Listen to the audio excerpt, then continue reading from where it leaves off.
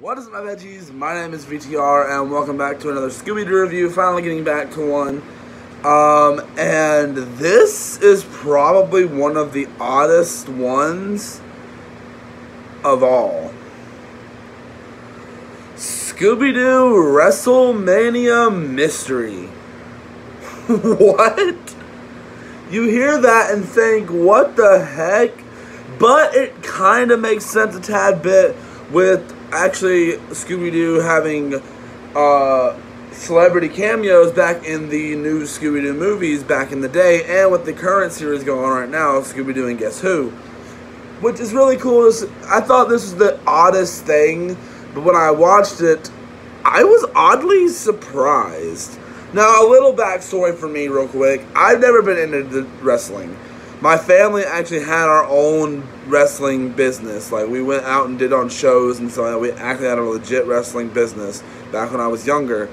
And a lot of kids can't say that. But here's the thing. Me, it never appealed to me.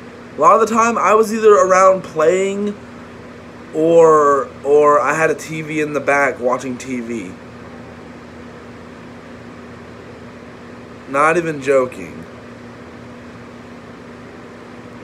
But I've always had a respect for wrestling and WWE.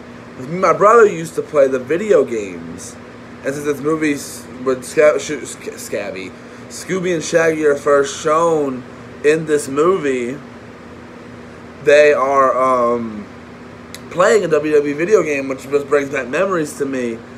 Now, one thing I really don't like, though... Okay, let's get into the plot. Scooby wins a, contest from a video game, and it's one that was to go to Wrestlemania, in WWE City for Wrestlemania, and gets to watch it and everything. And there's this bear terrorizing WWE City. And that's the long and short of it. I'm gonna get to my beats. The story is great. Is not great. I don't know if I would say great. It's not one of those movies where I'm like, oh my gosh, it's one of the best things I've ever seen. Because it isn't. I'm gonna be straightforward about that. It isn't one of the best things I've ever seen. But this movie works. Like, it's fun. It's fun. It's fun. Like, you wouldn't expect this to be fun. But it's also very odd to think. And, okay, so, story is pretty decent. I like it. There's some fun jokes and stuff in here and there. Side characters, most of them are pretty decent. Some of them are forgettable. But most, like John Cena and Sin Cara, or however you say his name, they're really nice in this. You get Triple H in here too, and Vince McMahon, and some other wrestlers that I've never heard of. But it's still cool to see them in this, and it's still really interesting. And is the fact that those are actual people, and the fact that they're known for all that stuff. And you also got Kane in this movie. It's just really, most of the side characters are relatively interesting. The mystery, in my opinion, is interesting. It takes a little bit of a backseat to the main story, even though the mystery is the main story. But it does feel like it's a backseat. For some reason, the wrestlers are like superhuman, kind of, because John Cena can stop a boulder, and he was able to pull the mystery machine out of a ditch by himself. What's up with that? There's actual wrestling scenes. I think it was Scooby-Doo and Shaggy are in the ring. It's really cool.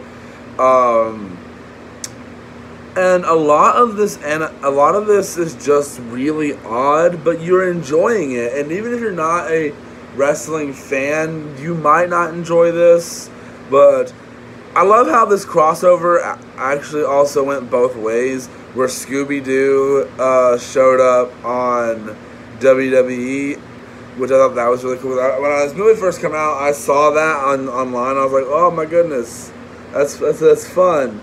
because this movie was coming out and they were... Now, here's the funny part, though. This won't be Scooby-Doo's last encounter with the WWE. They do it again later on, and I'll get to that movie when we get there.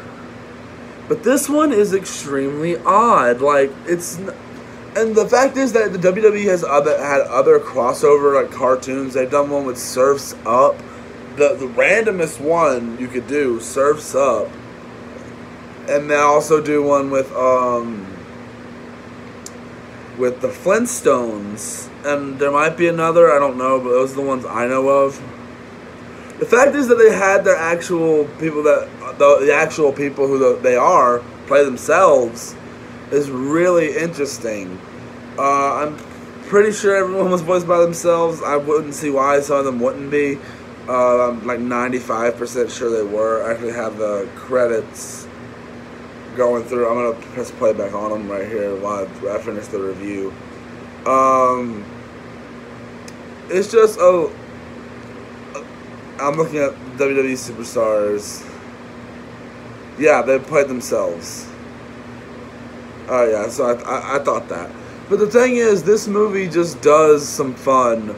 And you wouldn't think that something like this would be fun, I guess you could say. You would really think this would be cringy, very cringy. And there is a few cringe-worthy moments where you're just like, yeah, they did that for some reason. And you're just like sitting there while watching this movie and being like, really? Like, But like a lot of the time, there's some scenes that do fall flat. Like there's a little hypnotism thing in here, which wipes out some continuity from some of the other ones. Daphne is drooling over John Cena, and Fred's jealous, which kind of wipes away some other continuity from literally the last movie that I reviewed. But like I said before in the past, Scooby-Doo's never been a series where I was worried about continuity. When I do get continuity, though, I like it. But the fact is that this is the first Scooby-Doo movie that was a crossover with something. No, this is the second one, actually, because if you count the Blue Falcon, that's technically a crossover. But this one was the strangest one, though. Just the fact that I feel like this could have introduced some kids to WWE if they didn't watch it. Because I know a lot of kids love WWE, like, not even joking. Like, my brother loved it when we were little. And I'm pretty sure maybe this introduced some WWE fans into watching Scooby-Doo. Who knows? But this is actually a really unique concept. And I don't know what to rate this one because I had fun with it, yes. But is it 4 rating worthy? I don't think so. So we're going to just go 3. 3 out of 5. Because I don't feel like it deserves any higher. So even though I had fun with it, I did. And it was just a lot of fun and just a bunch of silliness. And the fact that this even exists still blows my mind. It's just so interesting that they would think to do this. And with Scooby-Doo, you wouldn't think, what's the wrestlers in here? I'm pretty sure they've probably done something with wrestlers in the past, probably in like What's New Scooby-Doo, probably. And I'm really interested to see that when we get to the next one that has the WWE centered thing, there's some continuity, please, at least a little. At least from this movie. But I had fun with this. I'm not gonna lie. It wasn't anything exciting or jaw-dropping fantastic. But I enjoyed it. It had its problems. It had its faults. But yeah. That brings us down to, I believe, 12 more Scooby-Doo movies to go. I'm not sure which one's next, but I'm going to watch it here in a minute. I hope you guys liked the little extra review last with Oliver and Company, the previous video. I hope you guys enjoyed a little extra.